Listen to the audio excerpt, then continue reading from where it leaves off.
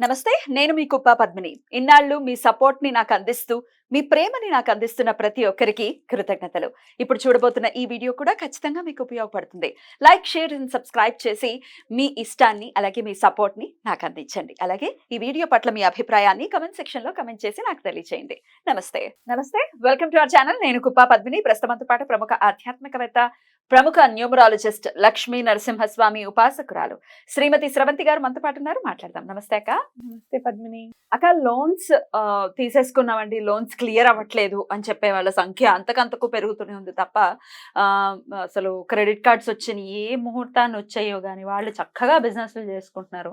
పాపం నిజంగా చాలా ఇబ్బంది పడుతున్నారు అక్క. క్రెడిట్ కార్డ్స్ అసలు వీలైనంత వరకు ఆ క్రెడిట్ కార్డ్స్ జోలికి వెళ్లకుండా ఉంటే అంతకన్నా ఉత్తమం ఇంకోటి ఉండదు. ఒకవేళ ఆల్రెడీ వెళ్ళిపోయామండి, కూరుకునే ఉన్నాం, ఇంట్రెస్ట్లు కట్టలేకుండా ఉన్నాం, ఆ లోన్స్ అనే కాదు, కన్స్యూమర్ లోన్స్ కూడా మీరు అసలు 0 రూపీస్ కట్టండి, తీసుకెళ్ళిపోండి వస్తువు అని చక్కగా అట్రాక్ట్ చేస్తున్నారు.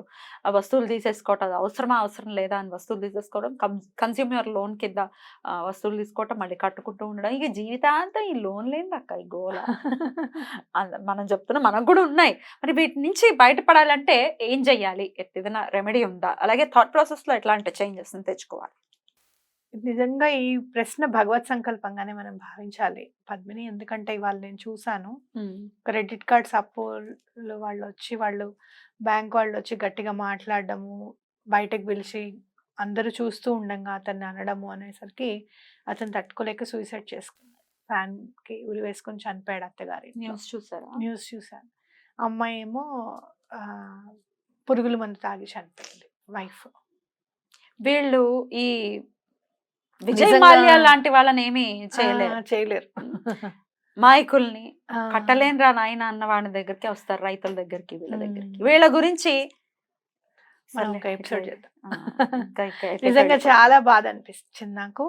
ఎందుకంటే పరువు అనేది ఒక్కటి మాత్రం మనం వాస్తవికంగా గుర్తుపెట్టుకోవాల్సింది ఏంటి అంటే, పరువు అనంటే మళ్ళీ ఆ లోన్ కట్టేసి వాడు మన ఇంటికి రాకుండా చేయడం, లేదు అంటే వాళ్ళ ఆఫీస్కే వెళ్ళి మీరు ఇలా ఇంటికి వచ్చి మమ్మల్ని సతాయించొద్దు అని చెప్పడం, ఇలాంటివి ఏమైనా చేసుకోవాలి. కానీ ప్రాణాలు తీసేసుకుంటే మీ వాళ్ళందరినీ మీరు ఇబ్బంది పెట్టిన వాళ్ళే అవుతారు.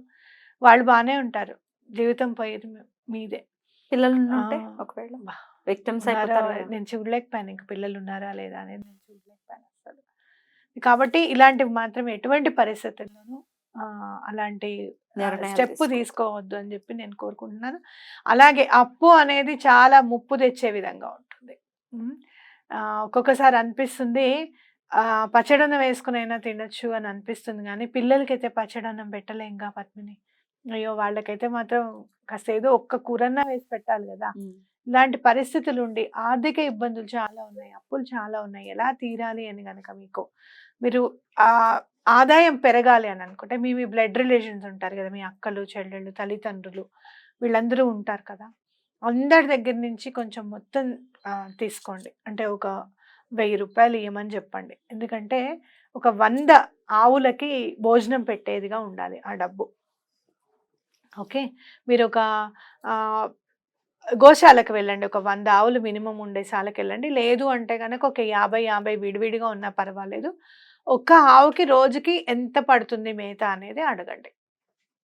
వాళ్ళు చెప్తారు మీకు గడ్డి ఎంత అవుతుంది అనేది చెప్తారు. దాన్ని బట్టి 100 ఆవులకి మీరు లెక్క వేసేసుకొని ఇవ్వండి. ఆ డబ్బు ఎక్కడి నుంచి తెచ్చిందై ఉండాలి అంటే మీ బ్లడ్ రిలేషన్స్ వాళ్ళు మీకు ఇవ్వాలి. వాళ్ళు ఒకవేళ ఇవ్వకపోతే మనం సంపాదించుకున్న దాంట్లో మీ వైఫ్ కానివ్వు, లేకపోతే ఎవరైనా కానివ్వండి, తీసుకొచ్చి దేవుడి రూమ్లో పెట్టండి.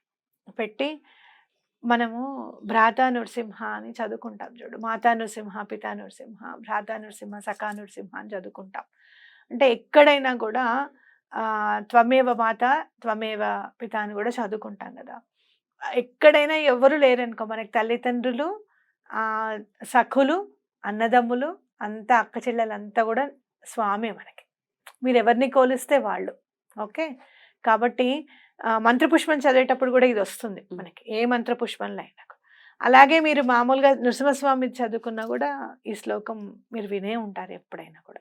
కాబట్టి అక్కడ ఒక 1000 రూపాయలు పెట్టేసి ఈ లోపల మీరు కనుక్కొని రండి ఆ 100 ఆవులకి ఎంత అవుతుంది, రోజుకి ఒక ఆవుకి ఎంత అవుతుంది, ఒక్క రోజుకి అవి ఒక్క ఇవ్వాలా? రోజుకి ఉమ్. ఒక్క రోజుకి. కానీ ఆల్రెడీ ఆర్థిక ఇబ్బందులు ఉన్నాయి, ఎలాగా అని ఎలా అడుగుతారు. అంటే అడగండి ఎవరినైనా ఒక 20 రూపీస్ ఇవ్వండి, ఇట్లా నేను గోశాలకు వెళ్తున్నానని చెప్పి సమీకరించుకోవడం మన కంపల్సరీగా కావాలి. ఇక్కడ ఏంటంటే కర్మ, మనం ఒకళ్ళని అడిగినప్పుడు వాళ్ళు ఇస్తారు చూసావా, అక్కడ మనము మనని చేయి చాచి అడుగుతున్నాం కదా ఒకళ్ళని. యాచన ఇంచుమించు. అంతే కదా, ఉమ్. అడుగుతున్నప్పుడు అక్కడ మనం సగం ఇదైపోయి అడుగుతాం, అవునా కదా, సిగ్గుపోయి.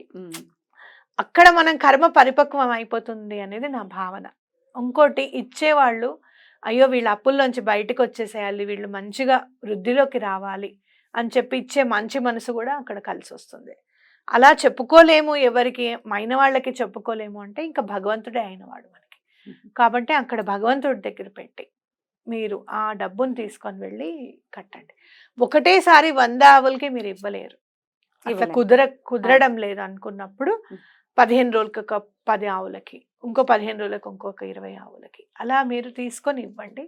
తప్పకుండా మార్పు అనేది చూస్తారు. అప్పులు నెమ్మదిగా తీరడానికి ఎలా తీరాలి అప్పు, మరి మనకి సంపాదన అనేది పెరగాలి.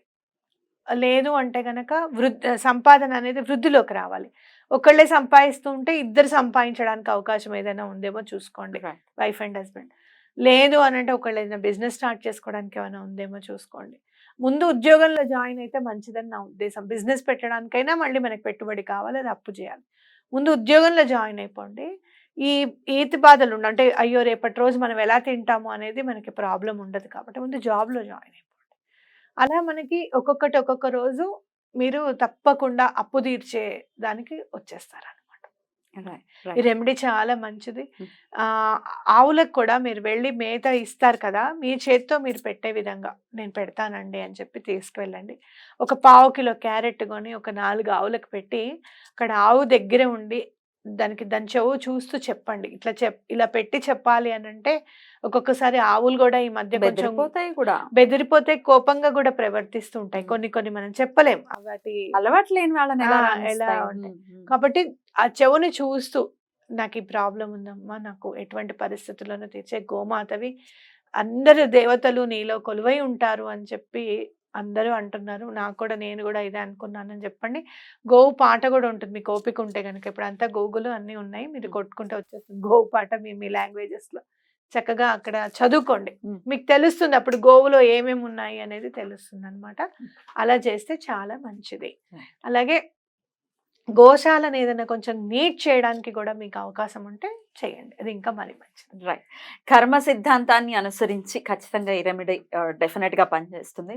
ఇట్లా మీరు చెప్పేవి ఏవైనా కూడా రెమెడీస్ కర్మ సిద్ధాంతాన్ని బేస్ చేసుకునే మీరు చెప్తున్నారు. కర్మ సిద్ధాంతాన్ని నమ్మిన వాడే హైందవుడు కదక్క. ఇప్పుడు ప్రకృతిని మీరు ప్రేమిస్తున్నారు, ప్రకృతి కూడా మిమ్మల్ని ఖచ్చితంగా ప్రేమిస్తుంది, అదే కదా, అంతేనా? ప్రేమించి ఖచ్చితంగా మన కోరికలు కదా. ఒకసారి ఒకళ్ళకి ఈ మధ్య కాలం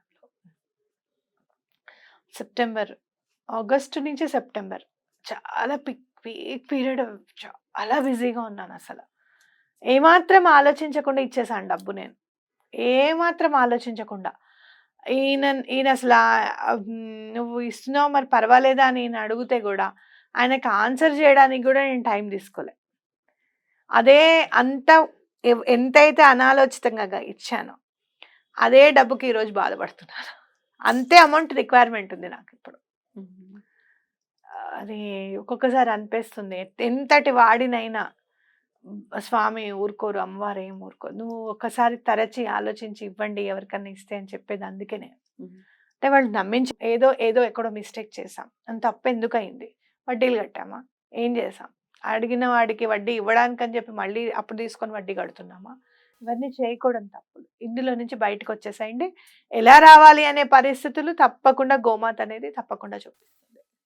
చాలా బ్యూటిఫుల్ గా ఎక్స్ప్లెయిన్ చేశారక్క. Thank you so very much. నమస్తే. నమస్తే.